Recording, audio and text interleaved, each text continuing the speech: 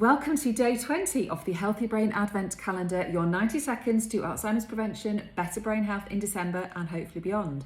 And here we are, the 20th, we're getting closer to the big day. So as we get closer, and maybe we're getting more stressed, we're getting more triggered, here's a really great technique for when somebody says something that you find annoying, that's a bit nasty. It might take a bit of practice to do this, and this is not about being rude, this is just about having firm boundaries and calling people out when they are saying things that are unpleasant. And the reason for this is when you are bombarded with negativity or when people are saying nasty or unpleasant things, our brains get very stressed, we go into hyper mode, we maybe shout, we maybe don't respond correctly, we maybe eat the wrong sort of stuff, have a little bit too much to drink.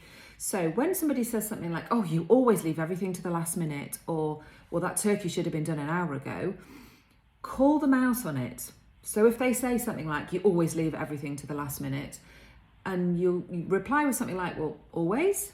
I always do that? Can you give me some examples of specifically when I've done that?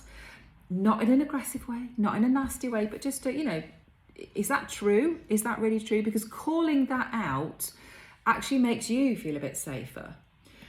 Saying, you should have done something by a certain time. You remember me talking earlier in this series about shoulding all over yourself.